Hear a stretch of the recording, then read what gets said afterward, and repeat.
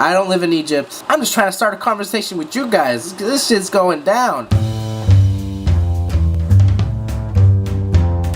How's it going, everybody? Welcome back to my channel. My name is Jesse B. Buddy with another rendition of That's Great, Even Better.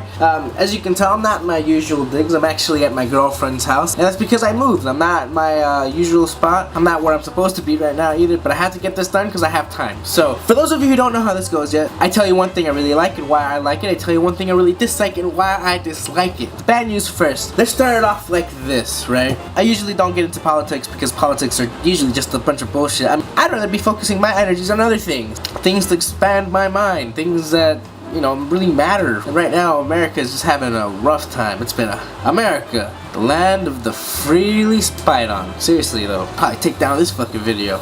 Speaking of totalitarian regimes, in Egypt, because they were one at one point, it's not our government fucking up for the fucking, god damn, seriously Obama, I voted for you. Basically a year ago, they elected their first democratically elected president, who was also part of a party there called the Muslim Brotherhood, which is equivalent to our GOP, which is the more conservative group over there, I guess is what I'm figuring out right now, basically. He got elected barely after a year of service to his people, has been ousted, has been kicked out by a military coup. His name is Mohamed Morsi. The reason there was so much unrest is because Morsi's, his opposition, the reason they didn't want him in is because he was the figurehead of the Muslim Brotherhood in this office, and they were upset that their constitution that they had written was lopsided. This constitution favored the Muslim Brotherhood's way of thinking and politics, I guess, in a sense, because we don't have that in America, because both our parties, because, you know, our separation of church and state is, again, our parties have nothing to do. Wait, there's a real parallel there. His opposition said, you know, hey, this constitution was written by the Muslim Brotherhood for the Muslim Brotherhood. They don't represent the needs and the thoughts and, I guess, the wants of the people as a whole. There's obviously a lot of people that just didn't want this guy in office, and they wanted a new thing. So right now they have an interim president who was actually the head of their parliament, kind of the person who wrote the constitution in the first place.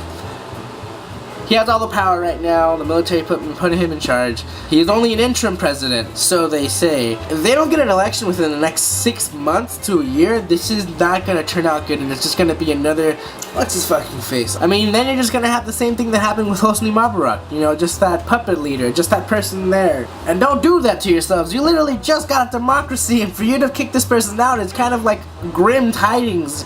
It's just kind of grim news on that shit, son. Fucking hunker down. You voted this guy in for a term, make it a democratic process. Change doesn't happen overnight, you know, it really doesn't. It's like when you get voted to student body president and you promised a soda machine to finally have soda, and when it doesn't deliver barely a month into your service, they say, fuck you, man. You promised us sugary carbonated drinks, yet we have none. Yet we have none. So I say unto thee, impeachment. And the fact that you finally have something where you could utilize democracy and help yourselves out, you still go to violence and this military dependency. I don't understand. Use your newfound democratic power to do something good.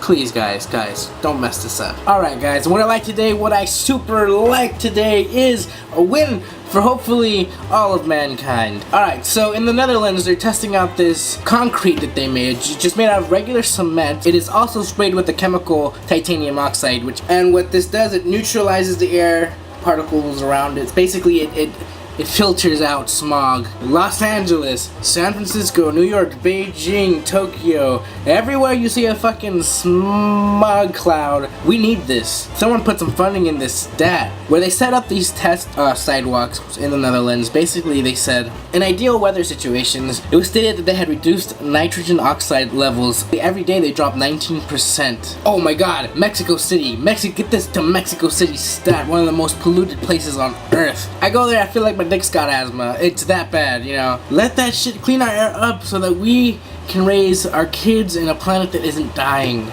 If they really want to fix our problems as far as global warming goes and stuff like that, they should really look into simple solutions like this and try to make them work. You really have nothing to lose. Thanks for coming to my channel. Tell me what you think about the stories. Leave a comment in the comment section below. Click the annotation to see my other videos on my channel. My name is Jesse B. Buddy. Till next time, peace out, guys. Pa-pam!